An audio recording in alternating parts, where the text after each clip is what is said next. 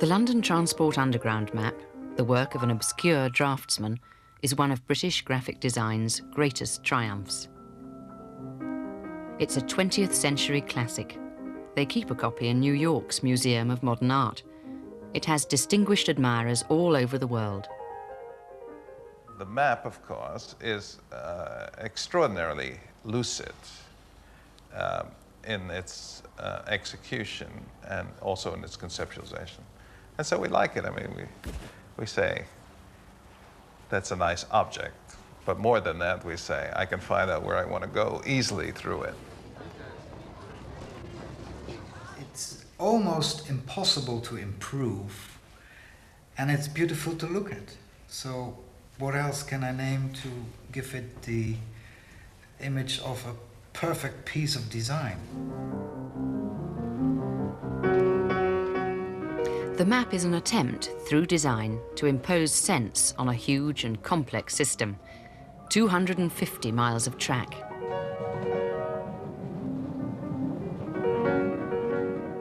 ...273 stations.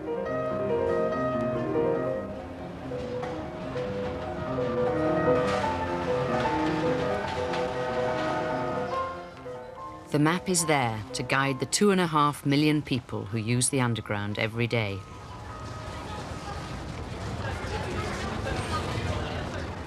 I remember when I first came to London, it was 1950, and it was terribly confusing. And then I went down in the Underground, and I saw this marvellous clear diagram, and I thought, somebody had me in mind.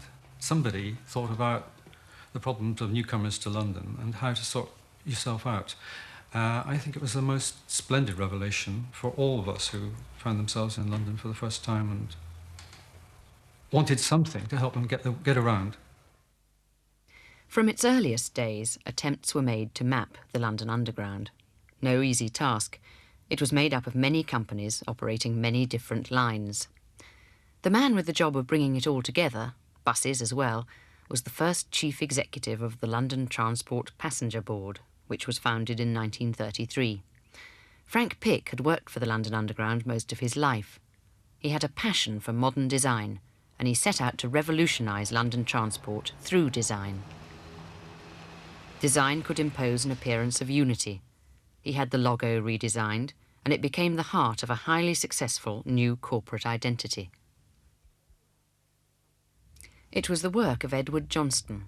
As early as 1915, Pick had employed Johnston to design a new, simplified typeface. The sans serif he produced exemplified the virtues of modern design. It was clean-lined, logical and efficient, qualities Pick wanted to see imposed on the system as a whole. Pick was very concerned to present the Underground system as rational, scientific and efficient in its management. And one of the ways in which he tried to do that was through the architecture of the Underground stations. He chose Charles Holden to design the new extension stations on particularly the Piccadilly and Central lines. And Holden's approach was to use a kind of architecture which would be understood as rational and modern, in other words, a kind of European modernism. He realized, or was instructed, that the stations must all be recognizable as belonging to the same species, so that if one saw an Underground station, it should be recognizable as part of the Underground system. In the same year that Holden's new stations were opened, 1933, came another breakthrough. The London Passenger Transport Board introduced a new, revolutionary Underground map. Like the new stations, it was uncluttered and functional. It was there to convey information efficiently. Form followed function. Histories tended to credit Frank Pick with another heroic design milestone.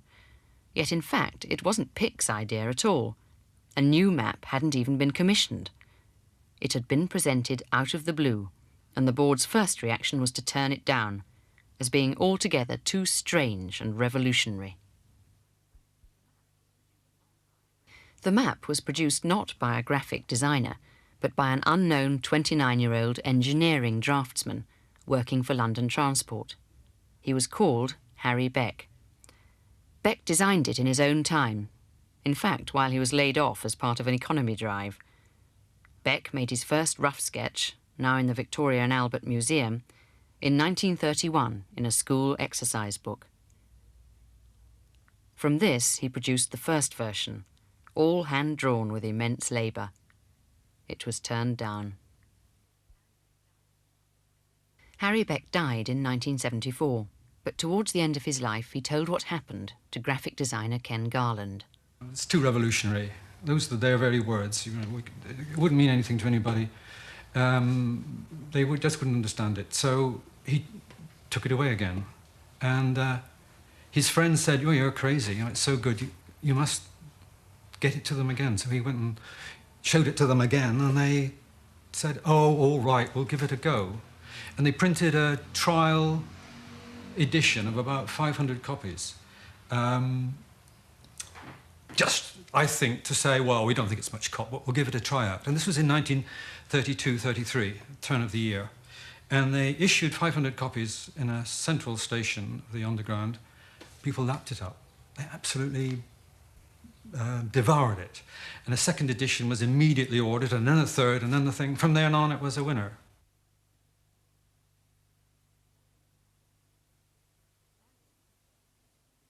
Earlier maps of the system had been literal representations of distance. There'd been many versions and updates to accommodate the expanding system, which had become bewilderingly complicated and difficult to follow. This one, by F.H. Stingemore, was the most modern. It dates from the mid-20s. Colour coding had been introduced, and the details of the city had been dropped, leaving only the lines and the stations in relative clarity. But these still stuck rigidly in layout and scale to true geography. Beck's map certainly did not. He realised that it wasn't necessary to show on this diagram the relative distance between stations. What was important was to see what station came after what station and where they connected with one another. So that was the key thing that was in the back of his mind. It seems such a common sense idea now, but I think at the time people were really startled. They kept saying to him, "Well, why have you ignored geography?" To him it seemed common sense. If you're going underground, why do you need to bother about geography? It's not so important. Connections are the thing. Beck totally threw off all geographical shackles. He deliberately enlarged and distorted the central area, the most heavily used and complex part of the system, to make its lines and its many connections clear. What Beck had produced was not in fact a map at all, but a diagram. His stylised rendering of the system was a breakthrough in itself. Had he still felt it necessary to show some degree of actual distance, his map would have looked like this.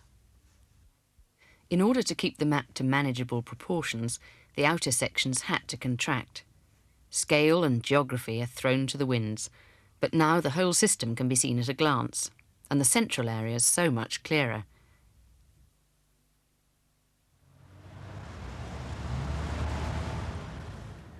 Where had Beck's ideas come from? All around him, for inspiration, were the fruits of Frank Pick's enlightened modernist patronage. And not only in architecture. Pick had continued London Transport's patronage of graphic artists like the American McKnight Kauffer. Pick was thus putting before a general public for the first time posters in the style of the Cubists and the Vorticists, masters of the modern movement. They carried the message that art no longer had literally to present what it portrayed, and critics have even detected the influence of artists like Mondrian on the map.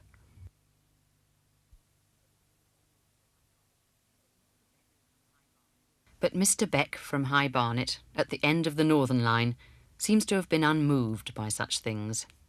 He worked purely on the basis of a system of trial and error. He just thought, well, let's have a go at that and let's have a go at this. He had in his mind electrical circuit diagrams. Don't forget, he was an engineering draftsman, and if you look at the diagram, you can see, I think, its relationship to the sorts of diagrams which electrical and mechanical engineers work with all the time. And that was the origin, I think, of his imagery. Electrical circuitry, showing clearly lines and points of connections, the inspiration of the London Underground map. That this is true is illustrated by Beck himself. He drew this cartoon, his own map, shown as a wireless diagram. The stations and interchanges as puns on electrical terminology.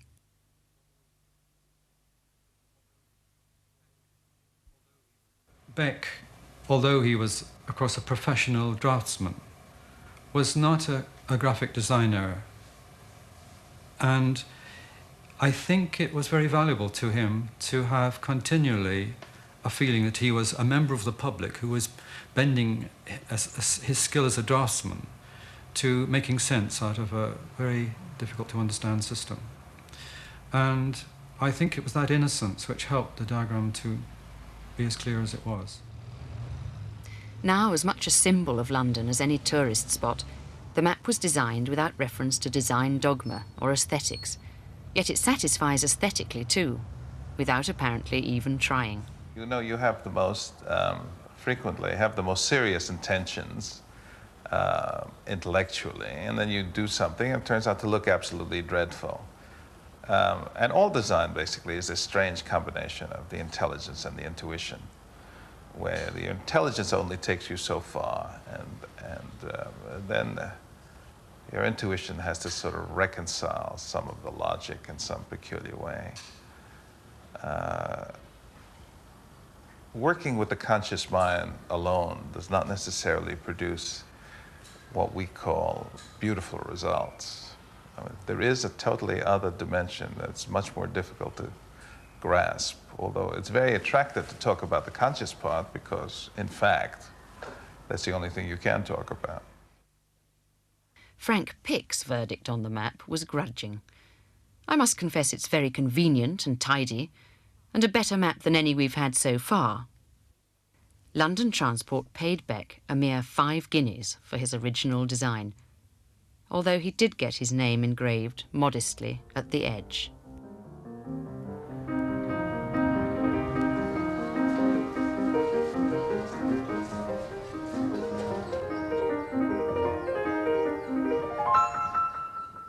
It was a big hit, however, with the public, pouring in for work or leisure to the City and West End. However far people lived from the centre, they could still feel like sophisticated Londoners exploiting the pleasures of the capital.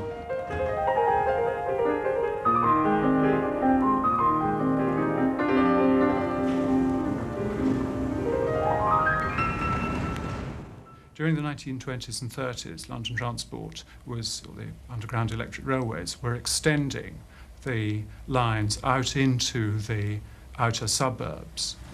And relatively speaking, the outer suburban lines were underutilised, except at peak times. The problem was to get traffic on those outer lines outside the peak hours. There was a whole programme of advertising with posters encouraging people to take walks in the countryside and go out at weekends and visit historic sites and so on. But the point about the map was that it made those outlying stations at the ends of the line seem relatively close to the centre of London. Prospect of making a journey to Cockfosters or Ruislip, if one had looked at a geographically correct map, would have seemed rather formidable. Looking at the underground map, it looks reasonably simple. After the first breakthrough, the map went through a period of slow evolution. For 26 years, Beck strove to perfect his original design. And as the underground expanded, it needed updates and revisions. Version followed version. As new ideas were introduced, some were adopted, others abandoned. Only the stylised River Thames remained as the one essential geographical feature. Beck was much preoccupied by the problem of how to depict interchanges. Circles, diamonds, and linking rings were all tried. The stations, indicated by blobs on the original design, were replaced by a simple graphic device called a tick, which greatly increased clarity. For Beck, the task became an obsession. The work on this map, this diagram, was all done in his spare time. And they would throw ideas at him which had to be elucidated over the weekend, and he had to come up with some solution so quickly that he was afraid to go away in case something should happen. When he did go away, wherever he went, this little sketches would go with him. There'd be pencil sketches strewn everywhere. His wife told me that she was forever finding them under the bedclothes and in bits just stuck away in corners. So I don't think he ever was free of it. It was a total obsession to him. It was a child that grew up under his hand. The 1949 version of the map was considered by Beck to be his masterpiece. There's a strong emphasis on vertical lines. The colour coding has finally been settled, and the familiar yellow rectangle of the circle line has emerged. A new solution to the problem of depicting interchanges was introduced, linking white bars. But geographical accuracy has been even further abandoned. By straightening out the northern line, its southern end seems miles away from the district line, pulling Wimbledon on the left and South Wimbledon far apart. In fact, there's only half a mile between them. Well, I think for many people, the map now is the best representation of London that they have. That is, people perceive London through the Underground map and actually have little idea as to where Cockfosters or South Morden actually stand in their true geographical positions. They know London through the Underground map rather than anything else.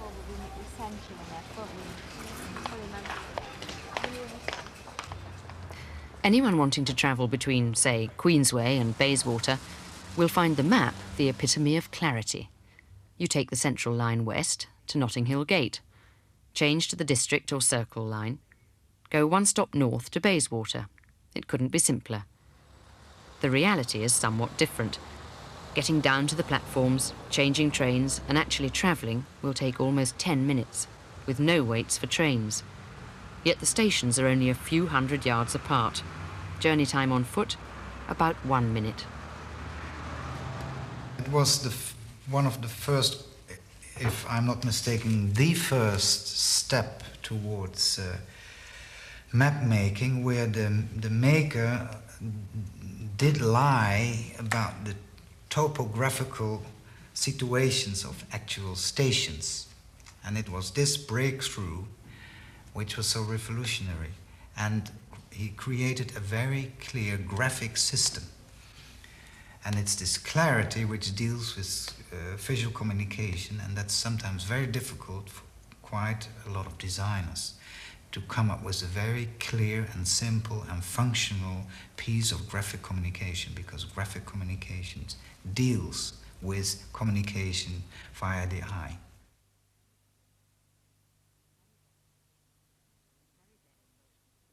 Harry Beck's versions of the map were in use until 1960. But then, after 26 years' dedication to his map, he was pushed aside. Harold Hutchison, head of publicity at London Transport, thought he'd like to have a go at a replacement. But the elements which had by this time made the London map so popular, particularly its clarity, were sacrificed. Hutchison's map was an ugly, spiky design with sharp angles. It was not a success. Passengers were confused. Hutchison's map was scrapped. There was yet another design. It went back to Beck. It restored the map's reputation, and the updated version is the one in use today.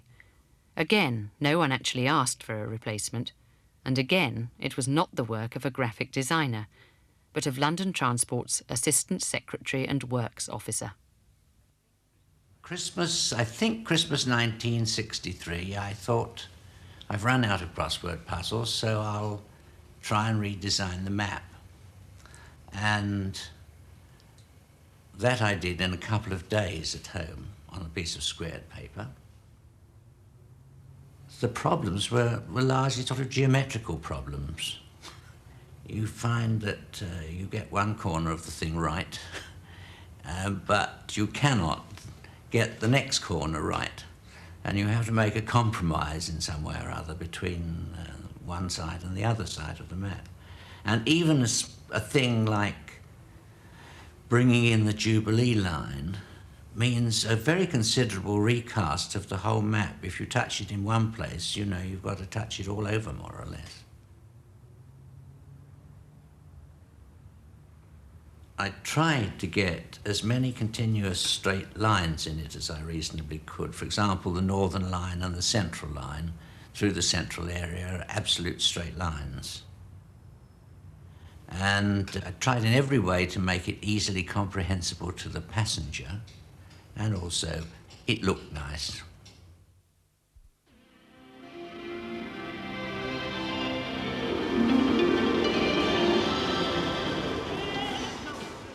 London's underground map has, so far, always been able to adapt to change, to respond to the growth of the system.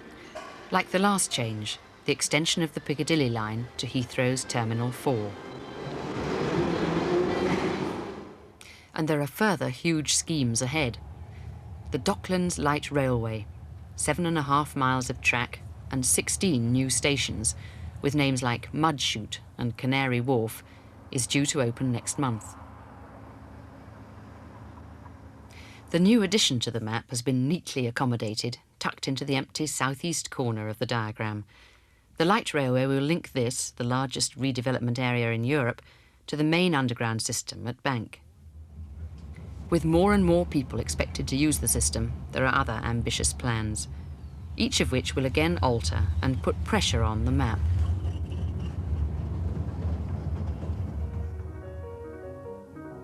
The influence of the underground map on the maps of other transportation systems has been profound.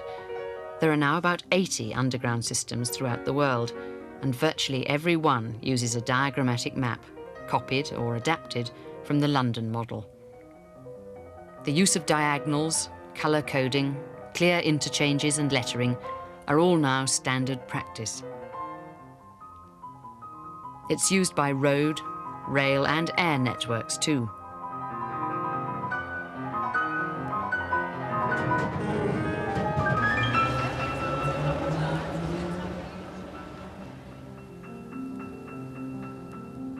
London Transport has recently tried to revive the old commitment to design. A badly needed facelift is underway. But in the heady atmosphere of change and refurbishment, the plan is to leave the map more or less as it is. Perhaps it's time for London Transport to make amends for their lack of generosity to Harry Beck and acknowledge again his role in the design of one of the century's most famous images. Beck's name has disappeared from the map, and he has really made this absolutely magnificent piece of graphic design, and I think Mr. Beck not only deserves his name on it, he deserves a commemorative stamp for it. It's an almost eternal piece of mapping. It's brilliant.